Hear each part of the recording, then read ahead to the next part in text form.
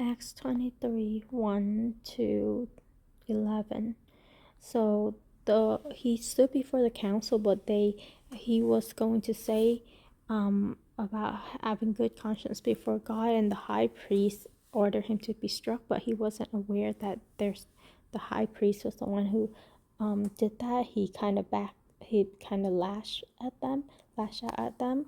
And then in his spirit, he perceived that one group were Sadducees and the other were Pharisees. They both wanted him killed, so they were united on that front, or condemned. But they have deep division about the matter of the resurrection. And so ChatGPT, I asked Chat, let me continue first. So then he perceived that, and so he said that he was there he is being tried because of the hope and the resurrection of the dead, and that is referring to the resurrection, the death and resurrection of Jesus. So that is what he is proclaiming. That is what he is talking about and witnessing about. However, that caused a division, a dissension among the Jews, because one group believed in the resurrection and the other group didn't. And some of them were then defending Paul, saying that we find nothing wrong with this man. And so I asked then ChatGPT, why did Paul create a dissension? Why did he say that to create a dissension? And there were several possibilities that were good that was listed, but I think the one that makes most sense to me is that the dissension already occurred, and Paul was just highlighting a main root of Judaism that they can't even solve. The question of the resurrection of the dead, they can't even agree on that. And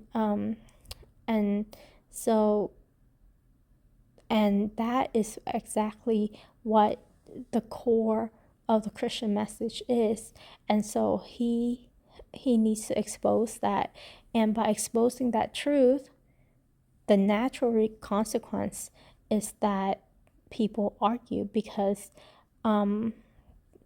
they don't agree on that, and they're not willing to change their mind. And so, and it seems like God was with him in that, because I think that when you perceive something, when you kind of sense something that is not told to you there, I think that is supernatural. That is from God. So God gave him that wisdom. God gave him that insight, and he was